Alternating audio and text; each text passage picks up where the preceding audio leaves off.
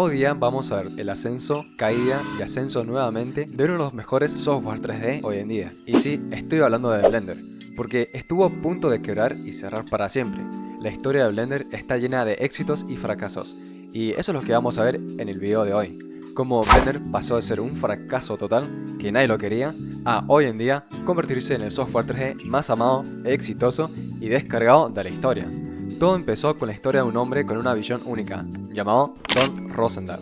Él originalmente quería ser arquitecto, pero más tarde se cambió de carrera y eligió ser diseñador industrial. Pero tampoco la terminó, ya que también la abandonó, para crear su propia empresa. Sí, era todo un visionario este Tom. Así que en 1989, Don Rosendahl cofundó la compañía de animación llamada Neo Geo. En ese momento tenían 7 empleados, todos enfocados en hacer gráficos 3D, y en aquellos tiempos fue el estudio de animación más grande de Países Bajos. Iban ascendiendo como nunca, aunque el verdadero comienzo de la compañía fue el 2 de enero de 1994, ya que ahí fue cuando se crearon los primeros archivos llamados Blender, y desde esa fecha, o sea, del 2 de enero de cada año, se considera que es el cumpleaños de Blender.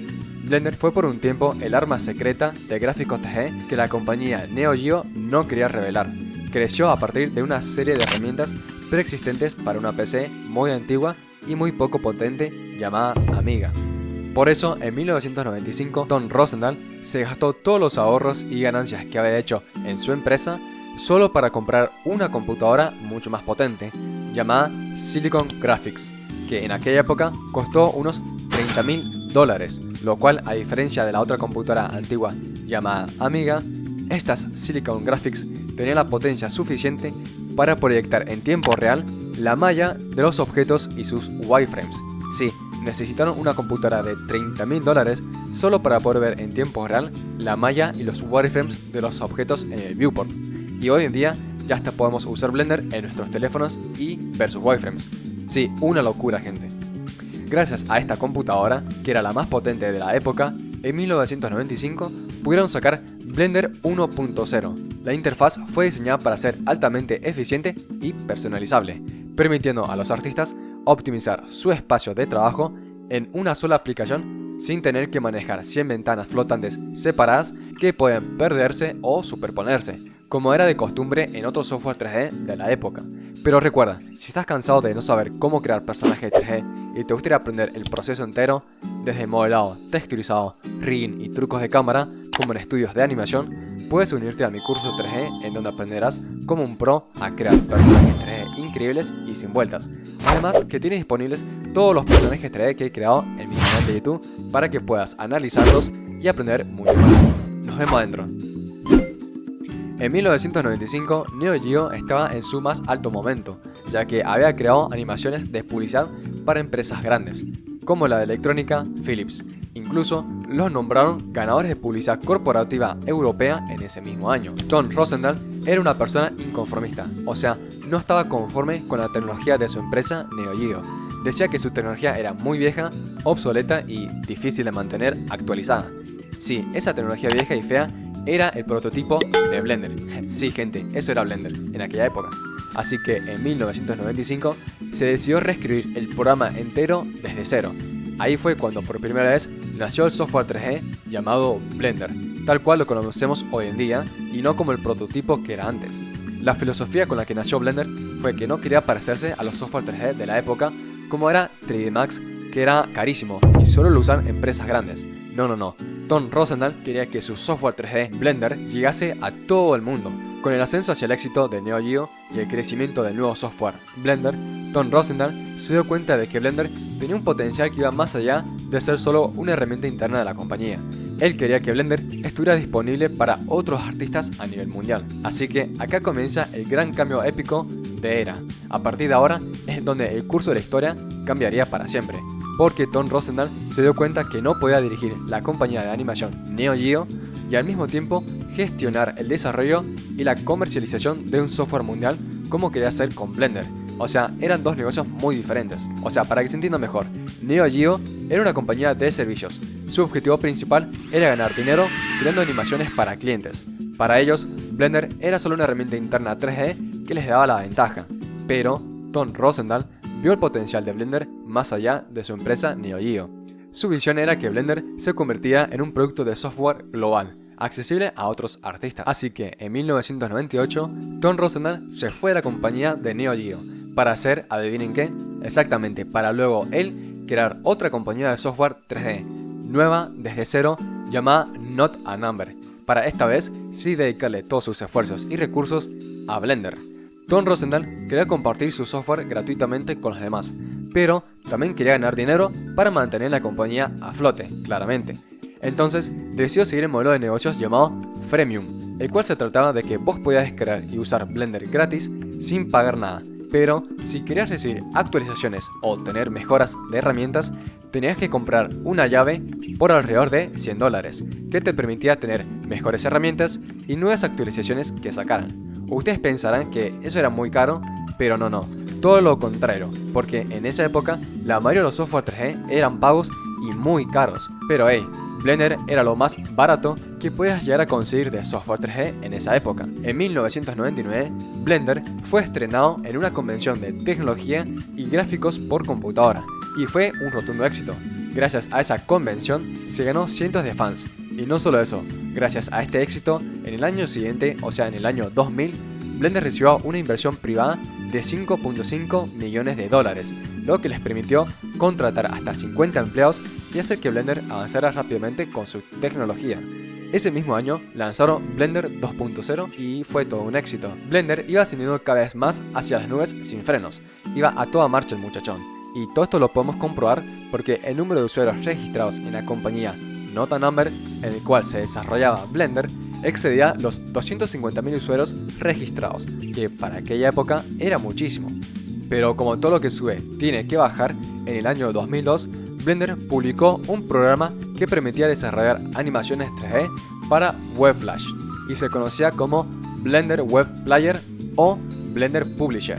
Pero esto fue un desastre, porque Blender no podía competir contra el gigante de Adobe Flash, y Blender terminó consumiendo todo el capital de los inversores que le habían otorgado en un principio. O sea, les fue tan mal con ese experimento que los inversionistas privados decidieron dejar de financiar Blender, lo que terminó por acabar de cerrar todo el desarrollo de Blender al principio del año 2002. Y la empresa Not a Number, que era la que desarrollaba Blender, se fue a la bancarrota para siempre. O sea, literalmente cerraron. A partir de ahora a Tom Rosenthal lo vamos a llamar simplemente Tom para aliviar el video. Siguiendo con el tema, Tom no iba a dejar que todos sus años de esfuerzo y lucha por el programa se acabaran aquí. Así que en mayo del 2002 fundó la organización de Blender, el cual su objetivo era promocionar Blender, hacerlo de código abierto de una vez por todas y hacer que empezara a hacer un software dirigido más por la comunidad que por inversores privados. Pero antes de hacer eso, Tom tenía un problema muy grande. Una parte del código de Blender no le pertenecía a él, sino que a inversores privados. Así que en julio del 2002, Tom se dirigió a los pocos inversores privados que aún tenían parte del código de Blender y les propuso recomprar esa parte del código por 110.000 euros, ya que los inversores no querían largarlo gratis. Así que Blender se puso los pantalones y ese mismo año lanzó una campaña de financiamiento llamada Free Blender, algo así como Liberen a Blender, para recaudar 110.000 euros y así recomprar el código de Blender que les faltaba. Gracias a que en aquella época habían 250.000 usuarios registrados e interesados en Blender, lograron llegar a la meta en tan solo 7 semanas. O sea, en solo 2 meses lograron recomprar el código de Blender. Y ahí mismo, gente, se demostró el cariño de los usuarios hacia Blender. Así que en ese mismo año, 13 de octubre del 2002, Blender por fin fue liberado de sus inversores y fue publicado para el mundo entero como un software gratis y open source bajo la licencia GNU, o sea, General Public License, o sea, una licencia pública general que es el contrato de código abierto más estricto posible. Blender no solo sería gratuito, sino que su código fuente permanecería libre y gratuito para siempre. Lo que hacía Blender tener tanto apoyo por parte de sus usuarios es que vos podías ir y reportar un bug. Los desarrolladores escuchaban tu feedback, hacían esas mejoras, hacían actualizaciones y básicamente todo lo que los usuarios querían. Este ritmo de desarrollo fue lo que hizo enamorar a cada usuario que usaba Blender, algo imposible de hacer si hubiesen sido una empresa tradicional de software. Pero al mismo tiempo, Blender quería demostrar lo que era capaz de hacer con su software, así que en el año 2006, junto a los mejores artistas 3D, crearon su primera película open source llamada Elephant's Dreams. Esto ayudó a Blender a mejorar su motor de animación como nunca antes y a ser por fin encontrados entre todos los software 3D que circulaban en la época. Tom terminó por establecer y poner pie firme con Blender en el año 2007, estableciendo sus oficinas permanentes en Ámsterdam, la capital de Países Bajos. Esto lo hizo con el objetivo de coordinar mejor el equipo de Blender, que todos se pudieran comunicar, avanzar más rápido en desarrollo de películas 3D y mejorar, en claro, Blender. Con cada nuevo proyecto, o sea, con cada nuevo corto de Blender, se venían mejoras increíbles en el programa. En 2008 se lanzó la película llamada Big Bang Bunny, que traía un sistema de pelos más avanzados, mejoras en partículas y en iluminación global. Fue un éxito total porque demostró la capacidad del software cumpliendo su propósito técnico y ganando aún más la atención del público. Y en ese mismo año, o sea, en 2008, también se empezó a desarrollar Blender 2.5, que traía mejoras en la interfaz, en herramientas y en sistemas de animación. Esto lo podemos apreciar con la salida de la siguiente película de Blender llamada Sintel, que se estrenó en el año 2010, la cual era una película de fantasía, que ayudó a Blender a refinar la versión 2.5, ya que el objetivo principal para esta versión era actualizar los estándares de la interfaz y herramientas a niveles de industria, aunque esta versión 2.5 no saldría a la luz hasta recién a principios del año 2011. Y eso no es todo, porque al final del año 2011 lanzaron el motor de renderizado de Cycles en la versión 2.61 de Blender, que traía el Path Tracing, haciendo que los renders sean mucho más realistas. En 2012 se estrenó la película Tears of Steel, la cual ayudó a empujar los límites de Blender en el apartado de Motion Tracking, Compositor y renderizado realista en Blender. En 2013 se estrenó otra película llamada Caminantes, que era una película producida independientemente por el equipo de Blender. Con esta película, Blender mejoró el apartado de Cycles, el apartado de animación y de pelo, además que demostró todo el potencial de Blender.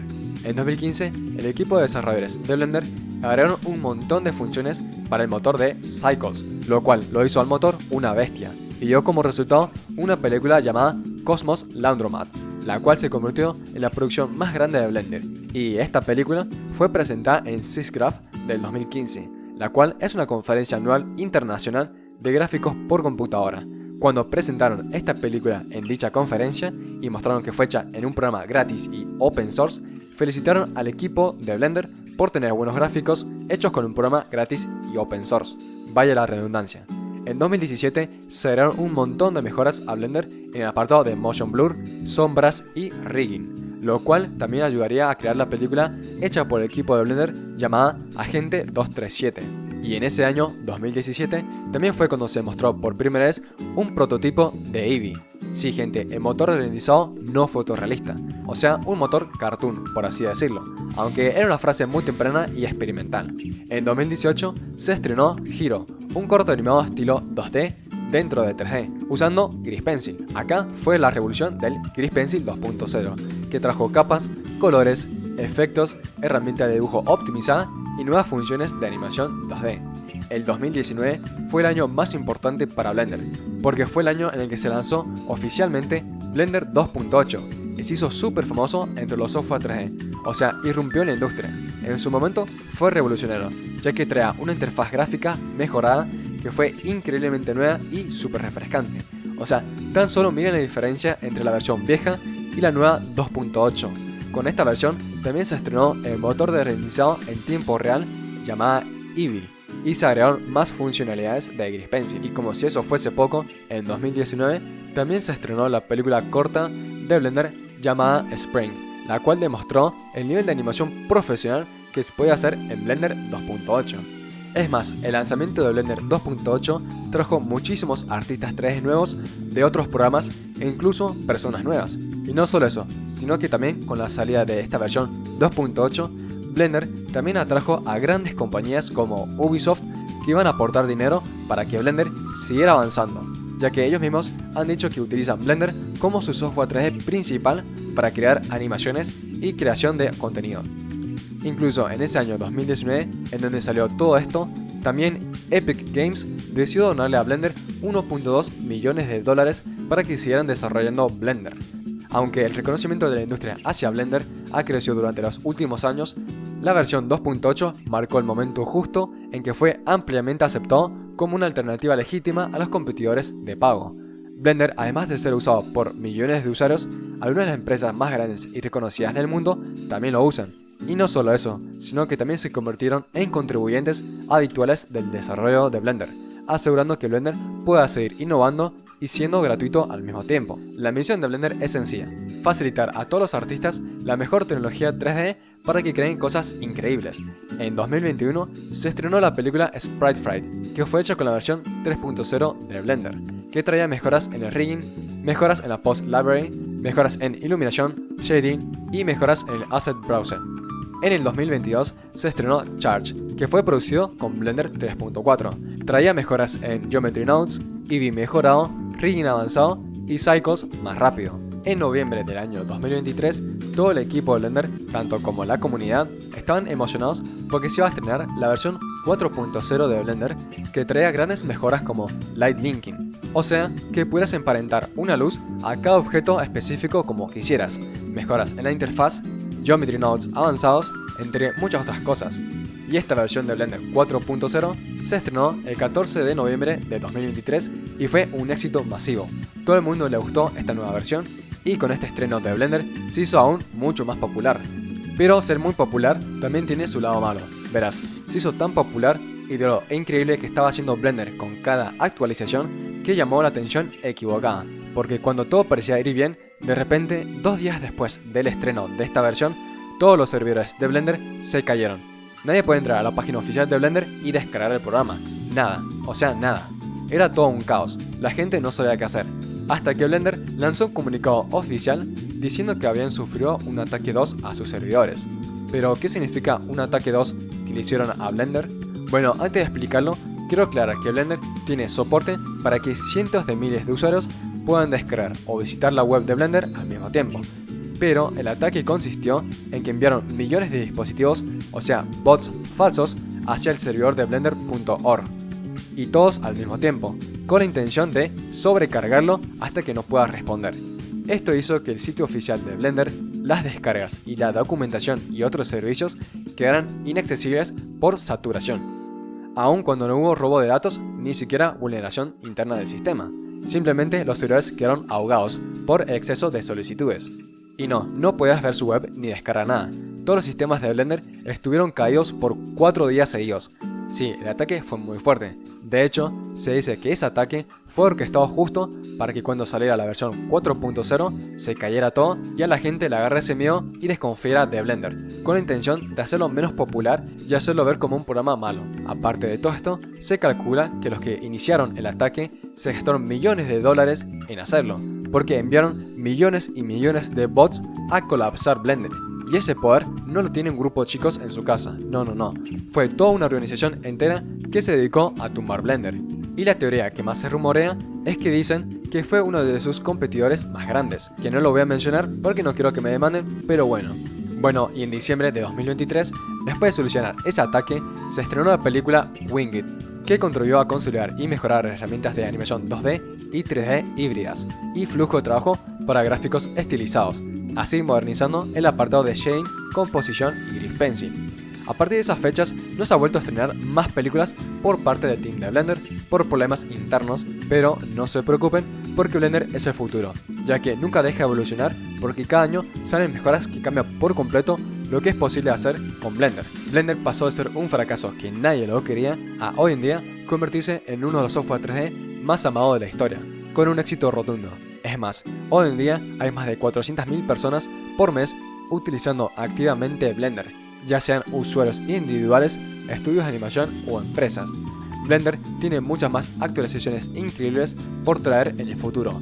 Cosas geniales. Recuerda que tienes mi curso 3D para que puedas unirte y aprender desde cero a crear personajes 3D increíbles, con soporte técnico y con todos los personajes disponibles de mi canal de YouTube a tu disposición.